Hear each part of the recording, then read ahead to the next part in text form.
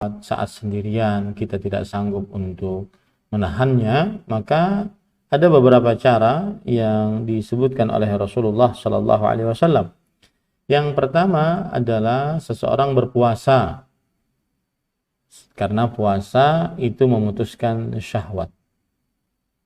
Rasul Shallallahu Alaihi Wasallam bersabda, "Ya ma'asyar syabab, man istata'a minkumul ba'a falyatazawwaj, fa innahu aghaddu lil basar wa ahsanu lil farj. Wa man lam yastati' fa 'alaihi bis-shaum fa innahu lahu wija." Wahai para pemuda, jika siapa di antara kalian yang sanggup untuk menafkahi lahir dan batin, maka hendaklah dia menikah. Nah, ini boleh dikatakan ini adalah cara yang pertama, menikah. Ya, menikah dengan seorang perempuan yang halal baginya. Sesungguhnya menikah itu menundukkan pandangan, menjaga kemaluan. Kemudian yang kedua adalah seseorang jika tidak sanggup maka berpuasa. Puasa itu adalah mengebiri syahwatnya. Ini dua cara disebutkan oleh Rasulullah SAW agar saat sendirian dia tidak bermaksiat kepada Allah Subhanahu wa taala.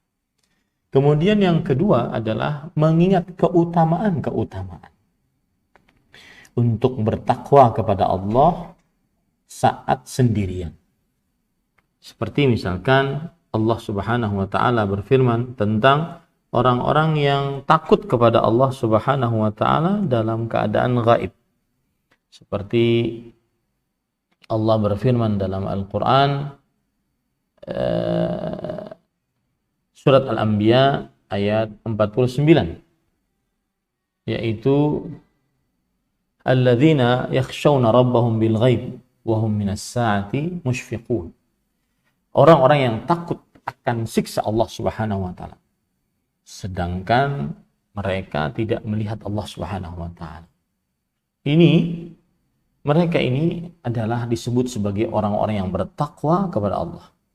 Jadi jika Anda mengaku orang yang bertakwa kepada Allah Subhanahu wa taala, maka salah satunya adalah beriman kepada Allah walau saat sendirian, takut kepada Allah Subhanahu wa taala walau saat sendirian. Begitu juga dalam surat Yasin ayat 11. Innama tunziru man ittaba'a dzikra wa khasyar rahmana bil ghaib. Fabashshirhu bimaghfirah wa ajrin karim. Sesungguhnya kamu hanya memberi peringatan kepada orang-orang yang mau mengikuti peringatan dan yang takut kepada Allah yang Maha Pemurah, walaupun orang tersebut tidak melihat Allah Subhanahu wa taala. Dia takut dalam keadaan gaib. Dia tidak melihat Allah tetapi dia takut kepada Allah. Maka orang seperti ini berilah kabar gembira dengan mendapatkan ampunan dari Allah dan pahala yang mulia dari Allah Subhanahu wa taala. Begitu juga dalam surat Qaf ayat 33. Allah Subhanahu wa taala berfirman, "Wa uzlifatil jannatu lil muttaqina ghaira ba'id. Hadza ma tu'aduna likulli awwabin hafidh man khasyiyar rahmana bil ghaib wa jaa'a biqalbin munib." Dan didekatkan surga kepada orang-orang yang bertakwa pada tempat yang tidak jauh dari mereka. Inilah yang dijanjikan kepada kalian, yaitu kepada setiap hamba yang selalu kembali kepada Allah dan memelihara seluruh peraturan-peraturan Allah, yaitu orang-orang yang takut kepada Allah yang Maha Pemurah, sedang Allah Subhanahu wa taala tidak bisa dia lihat. Takut saat sendirian, ya. Ini pahalanya besar di sisi Allah Subhanahu wa taala. Pahalanya besar di sisi Allah Subhanahu wa taala. Jadi kalau kita lihat tadi, orang yang takut di sisi Allah saat sendirian, maka dia disebut sebagai orang bertakwa. Bertakwa tempatnya dalam surga. Yang kedua, dia diberikan kabar gembira mendapatkan maghfirah dan pahala yang besar di sisi Allah Subhanahu wa taala.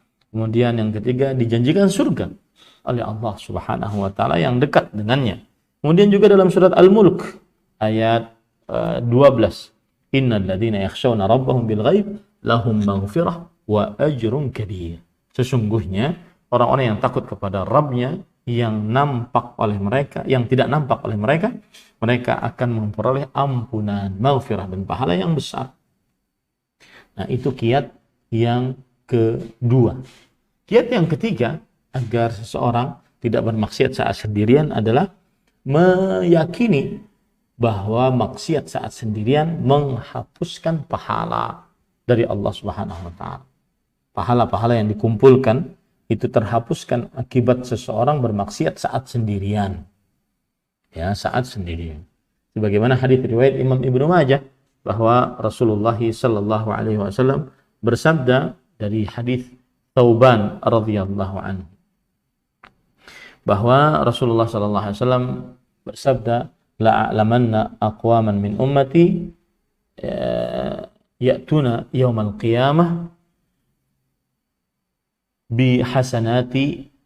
bihasanatin amthali jibali tihamata biyadan fayaj'aluha Allah azza wa jalla haba'an manthura.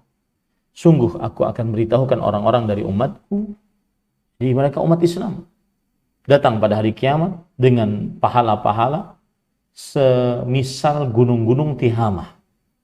Gunung-gunung Tihamah adalah gunung-gunung yang ada di negeri Yaman.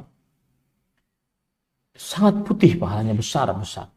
Lalu Allah jadikan pahala-pahala tersebut sebagai debu-debu yang berterbangan. Thauban radhiyallahu anhu berkata, sifhum lana, jallihim lana, alla nakuna minhum wa nahnu la na'lam. Sifati mereka untuk kami, jelaskan mereka kepada kami agar kami tidak seperti mereka dan kami dalam keadaan kami tidak menyadarinya. Nah, kemudian Rasulullah SAW bersabda, ama innahum ikhwanukum min jildatikum. Mereka adalah saudara kalian seiman dan mereka adalah dari manusia. Ya'khuduna minal lail kama ta'khudun. Mereka salat malam sebagaimana kalian beribadah di malam hari. Walakinnahum aqwamun idza khalau bi maharimillah intahakuha. Akan tetapi mereka adalah orang-orang yang jika bersendirian dengan hal-hal yang diharamkan oleh Allah, maka mereka akan melanggar larangan-larangan tersebut. Nah, yang keempat, yang terakhir, yaitu seseorang, jadi yang kelima ya. Yang pertama itu tadi nikah, kemudian yang kedua puasa, kemudian yang ketiga mengingat pahala orang-orang yang bertakwa saat sendirian, yang keempat mengingat ancaman siksa bagi orang yang bermaksiat saat sendirian, yang kelima takut akan su'ul khatimah. Bermaksiat saat sendirian dikhawatirkan dia mati dalam keadaan yang buruk. Wallahu alam